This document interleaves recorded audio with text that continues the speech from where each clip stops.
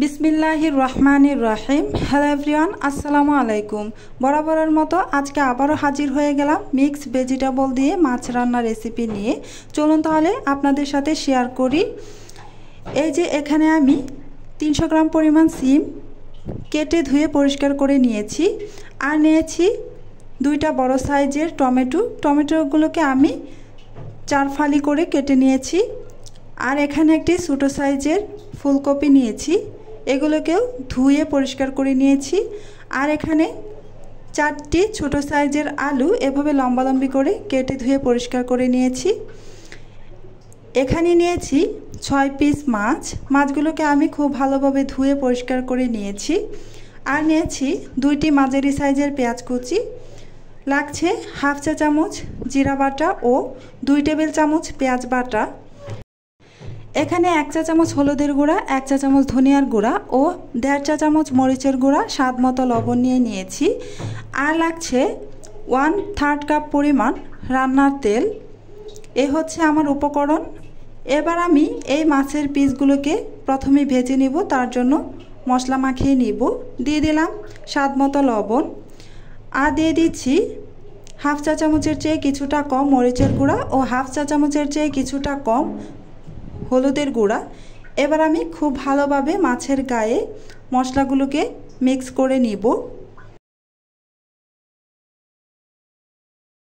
Mix করে নেওয়া হয়ে গিয়েছে। এখন আমি চুলায় একটা তাওয়া গরম করে তারপর আমি এখানে পর্যাপ্ত পরিমাণ সয়াবিন তেল গরম করে নিয়েছি। এখন এতে মশলা মিক্স করে নেওয়া মাছগুলো দিয়ে দিচ্ছি। মাছগুলোকে আমি এপিট ওপিট করে হালকা করে ভেজে নিব, খুব বেশি কড়া করে ভাজবো না, কেননা এই মাছগুলো তো আবার রান্নাই হবে। এই যে আমার মাছগুলো হালকা করে ভেজে নেওয়া হয়ে গিয়েছে, এখন আমি নামিয়ে নিব। এবার চুলায় একটা প্যান বসিয়ে গরম করে এতে আমি 1/3 কাপ পরিমাণ রান্নার তেল দিয়ে গরম করে নিচ্ছি। আমার তেল গরম হয়ে গিয়েছে, এখন আমি এতে 2টা মাঝারি সাইজের পেঁয়াজ কুচি দিয়ে দিলাম। এই পেঁয়াজটাকে আমি হালকা ব্রাউন কালার করে ভেজে নিব।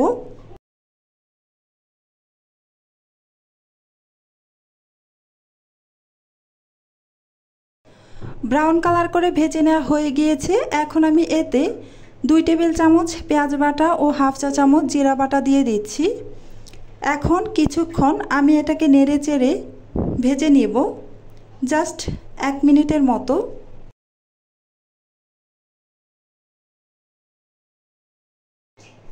এবার আমি গুঁড়া মশলা অ্যাড করব, তাই আমি এখানে হাফ কাপ পরিমাণ পানি দিয়ে দিলাম, গুঁড়া মশলা যাতে পুড়ে না যায়। এই তো একটু নেড়ে চেড়ে মিশিয়ে নিয়েছি।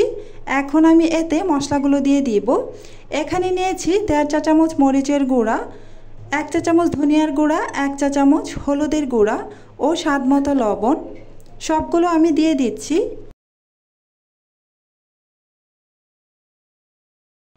এবার আমি নেড়ে চেড়ে মিশিয়ে নিয়ে খুব ভালোভাবে এই মশলাটাকে কষিয়ে নিব। ততক্ষণ পর্যন্ত কষাবো যতক্ষণ পর্যন্ত এই মশলা থেকে তেল ছেড়ে না দিবে। এই যে দেখতেই পাচ্ছেন আমি মশলাটাকে খুব ভালোভাবে কষিয়ে নিচ্ছি। এই মশলা কষানোর উপরেই ডিপেন্ড করবে তরকারির টেস্ট কতটা বাড়বে। এই মশলাটা যত বেশি কষানো হবে ততই তরকারির টেস্ট বেড়ে যাবে। খুব ভালোভাবে মশলা কষিয়ে নেওয়া হয়ে গিয়েছে। এখন আমি এতে কেটে ধুয়ে পরিষ্কার করে রাখা সিমগুলো দিয়ে দিলাম। সেই সাথে এখানে আমি দিয়ে দিচ্ছি কেটে ধুয়ে পরিষ্কার করে রাখা আলু, আর দিয়ে দিব ধুয়ে পরিষ্কার করে রাখা ফুলকপি।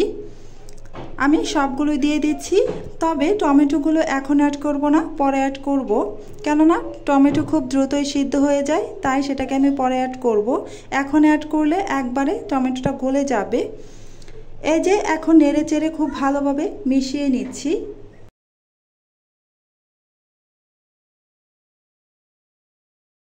নেড়ে চেড়ে মিশিয়ে নেওয়া হয়ে গিয়েছে। এখন আমি এতে হাফ কাপ পরিমাণ পানি দিয়ে দিলাম। আমি এই সবজিটাকে কষিয়ে নেব। আমি এই সবজিটাকে এমনভাবে কষাবো যেন এই কষানোর ভিতরেই সবজিটা প্রায় 90% সিদ্ধ হয়ে যায়। ঢাকনা দিয়ে ঢেকে দিয়েছি। এবার আমি ফিরে আসছি এই সবজিটা কষানোর মধ্যে 90% সিদ্ধ হয়ে যাওয়ার পর। এই যে ঢাকনা খুলে এখন দেখছি কি অবস্থা। আমি নেড়ে চেড়ে দিচ্ছি। আমার সবজিটা প্রায় 90% সিদ্ধ হয়ে গিয়েছে। এখন আমি এতে টমেটোগুলো অ্যাড করে দিচ্ছি। এবার নেড়ে চেড়ে টমেটোগুলোকে একটু মিশিয়ে নিচ্ছি। এই যে নেড়ে চেড়ে মিশিয়ে নেওয়া হয়ে গিয়েছে, এখন আমি প্রায় 2 কাপ পরিমাণ ঝোল দিয়ে দিলাম।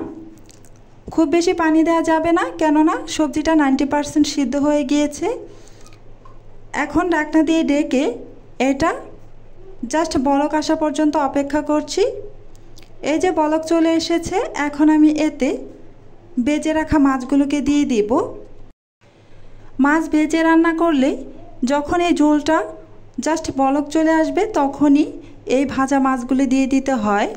এই যে মাছগুলো দিয়ে আমি হালকাভাবে নেড়ে মিশিয়ে দিয়ে ঢাকনা দিয়ে ঢেকে দিলাম 10 মিনিটের জন্য।